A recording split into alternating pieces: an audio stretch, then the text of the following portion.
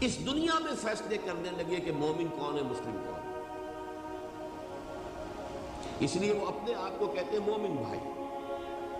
باقی مسلمانوں کو آؤٹ آف چیریٹی، یہ بھی ان کا بڑا یوں سمجھیے کہ ان کی بڑی مہربانی ہے کہ کہتے ہیں کہ ہم انہیں مسلمان مانتے.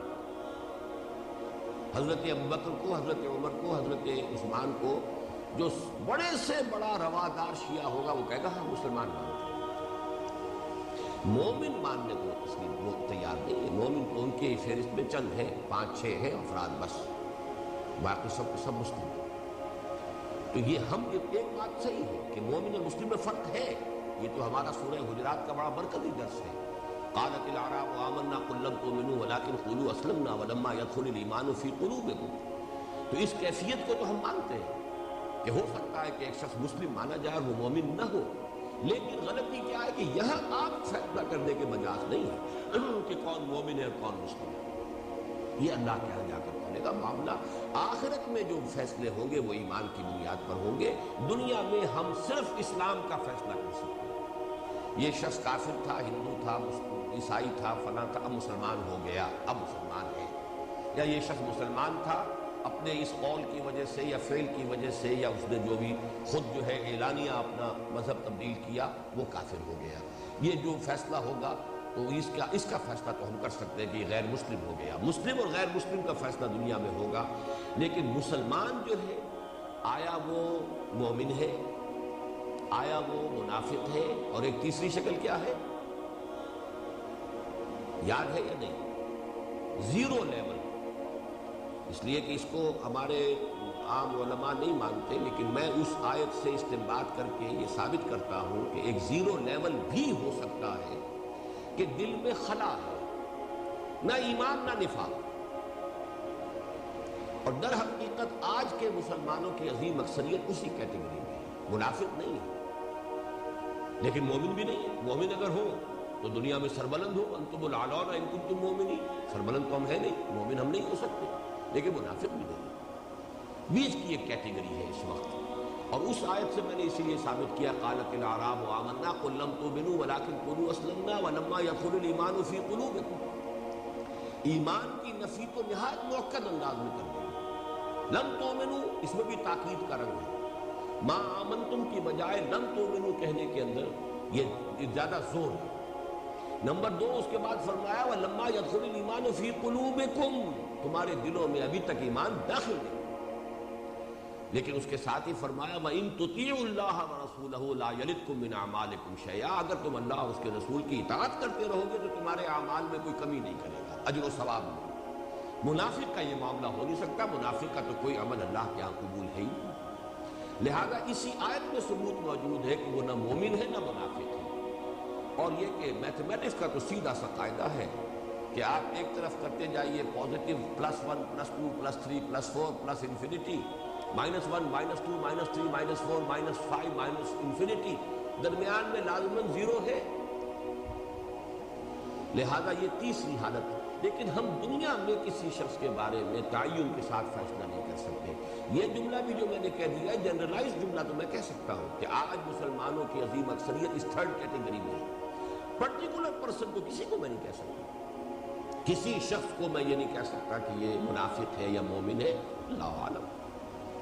تو اس موضوع پر در حقیقت یہ حدیث کہ ریاست کا سارا معاملہ، معاشرے کی ساری بنیاد اسلام پر ہوگی، اس میں ایمان زیر بحث آئے گا ہی نہیں.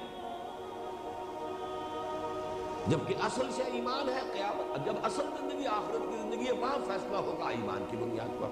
تو اصل اہمیت تو اس کی ہے، لیکن دنیا میں جو تمہاری لیمیٹیشنز ہیں اس کی بنیاد پر تمہیں سارا معاملہ اسلام کی بنیاد پر. اب دیکھیے یہاں سب سے پہلا سوال کیا ہے؟ فقال، حضرت جبرائیل نے کہا یا محمد، اے محمد صلی اللہ علیہ وسلم، اخبرنی عن الاسلام، مجھے باخبر کیجئے، مجھے بتائیے اسلام کے بارے میں. فقال رسول اللہ صلی اللہ علیہ وسلم، تو فرمایا اللہ کے رسول صلی اللہ علیہ وسلم نے الاسلام ان تشہد. اب یہاں نوٹ کر لیں، تومنا کا لفظ نہیں آیا ہے. اسلام یہ کہ تو گواہی دے ان تشہد ان لا الہ الا اللہ وان محمدا عبدہ ورسولہ. وَتُقِيمُ الصَّلَاةَ وَتُؤْتِيَ الزَّكَاةَ وَتَصُومَ رَمَضَانَ وَتَحُجَّ الْبَيْتَ إِنِ اسْتَطَعْتَ إِلَيْهِ سَبِيلًا۔ اسلام یہ ہے کہ تو گواہی دے کہ اللہ کے سوا کوئی معبود نہیں، اور یہ کہ محمد اس کے بندے صلی اللہ علیہ وسلم اور رسول ہے، اور تو قائم رکھے نماز کو اور ادا کرتا رہے زکوٰۃ، اور روزے رکھے رمضان کے، اور حج کرے اللہ کے گھر کا، بیت اللہ کا، اگر تجھے استطاعت حاصل ہو اس کے سفر کی، اس کے راستے کی، اس کے اخراجات، اس کے تمام، اسی استطاعت میں صحت بھی آ جائے گی۔ ایک شخص جو ہے صحت کے اعتبار سے بھی ایسا ہو کہ حج کی سختیوں کو برداشت کر سکتا ہو، بیمار نہ ہو، بہت ضعیف نہ ہو، اسی طریقے سے اس کے پاس خرچ بھی موجود ہو، تو اگر ہے تو تمہارے اوپر فرض وہ بھی ہے۔ یہ ہے اسلام۔ اس میں لفظ ایمان خارج کر دیا، گویا کہ بائیفرکیٹ کر دیا۔ اسلام یہ ہے، ارکان اسلام صرف یہ ہے، اور اسی کے اندر اب ذرا اگلی حدیث بھی آپ پڑھ لیجئے تاکہ اس کو ہم علیحدہ سے پڑھنے کی ضرورت نہ ہو۔ حدیث نمبر 3، عن عبد اللہ ابن عمر رضی اللہ عنہما، حضرت عبداللہ ابن عمر سے روایت ہے، یہ حضرت عمر کے صاحبزادے اب روایت کر رہے ہیں، رضی اللہ تعالی عنہما۔ عنہما کیوں آیا؟ اس لیے کہ باپ بیٹا دونوں صحابی ہیں، تو اس میں تسنیہ کی ضمیر آئی۔ قال سمعت رسول اللہ صلی اللہ علیہ وسلم یقول، انہوں نے فرمایا کہ میں نے خود سنا۔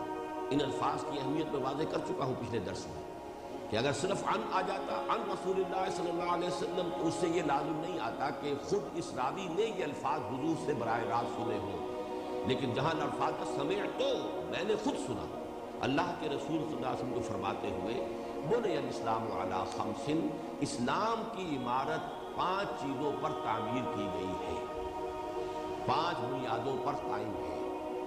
بنا عمارت کو کہتے ہیں، بنیا بنایا گیا ہے، تعمیر کیا گیا ہے اسلام 5 چیزوں پر: شہادت اللہ الہ الا اللہ وان محمد رسول اللہ، و اقام الصلاۃ و ایتاء الزکوٰۃ و حج البیت و صوم رمضان۔ وہی 5 ارکان اسلام، کلمہ شہادت، نماز، روزہ، حج و زکوٰۃ، یہ ارکان اسلام ہے۔ اسلام کا سارا دار و مدار، اسلام کا سارا معاملہ ان چیزوں سے ہوگا۔ اب اگلا سوال لیجیے۔ قال صدقت، حضرت جبرائیل نے اس پر فرمایا آپ نے صحیح کہا۔ فعجبنا له يسأله ويصدقه، اب یہ حضرت عمر فرما رہے ہیں، ہمیں بڑا تعجب ہوا کہ یہ سوال بھی کر رہے ہیں اور تصدیق کر رہے ہیں۔